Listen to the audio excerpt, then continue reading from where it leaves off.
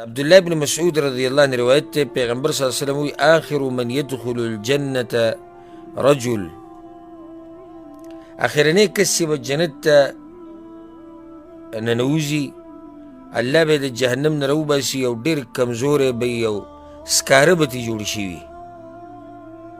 کله به رواني کله به ولیږي یعنې طاقت به پکې نه وي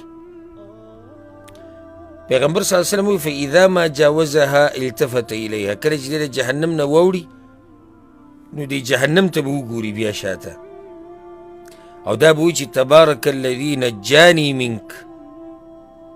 برکتونو والا د هغه ذات چې ای جهنم ستانه بچ کړمه او ستانه راوویستمه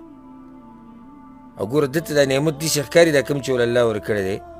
لقد اعطاني الله شيئا ما اعطاه احد من الاولين والاخرين الله چې مال کوم نعمت را کړی دی د هیڅ چاله نه دی ورکړی نه په پوخانو کې او نه په وروستنو کې بس دی به دقه شاني فترفع له شجره دته به یو ونه راښکاره شي وی دی به وایي چې یا رب ای زما ربه دې ونې ته مې نږدې که لاستظل بظلها چې د دې ونې د دې سوري نه فایده واخلمه اولته چې کومې اوبه دي هغه وڅکمه وی الله به ورته وایي چې یا ابن آدم ای د آدم بچیه لعلی ان اعطیتکها سألتنی غیرها که دا دله زه درکم بیا به نور څه سوال کې وی به چې لا یا رب نه نور څه نه غواړم او د الله سره به لوز وموکړي چې نور څه به ترې نه غواړم او وی الله به له عذر قبول کړي لانه یرى ما لا صبر له علیه د هغه صحیح چې صبر نشي کولی نو بس الله به دغه ونې ته نږدې کړي د هغې په سوري کې به ناست د هغې نه اوبه څکي اخوا به ورته ونه ښکاره شي چې هغه به د دې نه غوره وي نو دی به وایي چې یالله هغه ونې ته مې نږدې کړي چې د هغې اوبه وڅکم او د هغې په سوري کې کښېنم لا اسألک غیرها دې نه بد د نه څه نه غواړم وی الله به ورته وایي چې ای د آدم بچي الم تعاهدني الا تسألني غیرها تا ما سره لوز نه وکړی چې نور څه به نه غواړې نو که زه اوس ستا دې ته نږدې کړم کیدای شي ته به نور څه وغواړې نو دی به وایي چې نه نور څه نه غواړم او لوز به وکړي د الله سره او وی الله به له عذر قبول کړي ځکه چې دی هغه صحیح نه چې صبر پرې نشي کولی نو هغه ونې ته به نږدې شي بیا به یو بله ونه د هغې نه ښایسته دی ویني د جنت د دروازې په خوا کې عند باب الجنه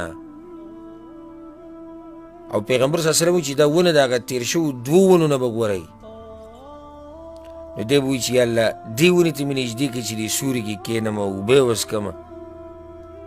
الله به ورته تا ما سره لوز نه وکړی چې نور څه به نه غواړي دی به وایي بله یا رب لوز مې کړی خو هذه بس دغه راکړه لا اسألک غیره دې نه بعد د نه څه نه غواړم صرف دغه ونې ته مې نږدې که بس وی الله به له عذر قبول کړي ځکه چې دی هغه صحیح نه چې صبر پرې نشي کولی فیدنیه منها دغه ونې ته به یې نږدې کړي بس دغه ونې سره به دې خوا کې ناستي فیسمع اصوات اهل الجنه جنتیانو اوازونه به واوري هغه به دې وبسې لګې خبرې به کوي ګپ شپ به لګوي خوشحالیانې به یې خنداګانې به بیا وی الله وي چې دومره دې راوستم خو دننه مې کوه ته وی الله به ورته وایي چې ایردیک ته په دې خبره باندې راځي چې زه دله د دنیا د باچایي امره باچایي درکم او د هغې په شان ورسره نور هم درکم په دې ته راځي وی دی به ورته وایي چې یا رب اتستهزئ مني وانت رب العالمین یالله ته ما پورې خاندې او ته رب العالمین روایت کې راځي فضحک ابن مسعود رضی الله عبدالله بن مسعود وخاندل بیا وی الا تسألوني مما اضحک تاسو ما نه تپوس نه کوئ چې زه ولې خاندم هغه ورته مما تضحک ابو عبدالرحمن ولې خاندي وی هکذا ضحک رسول الله صلی الله علیه وسلم دقې شان پیغمبر رسول چې د حدیث بیانونو خاندلي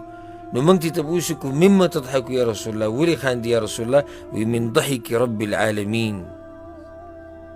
د الله د خندا د لاسه خاندم کله چې ورته دا بنده ووایي چې اتستهزئ مني وانت رب العالمین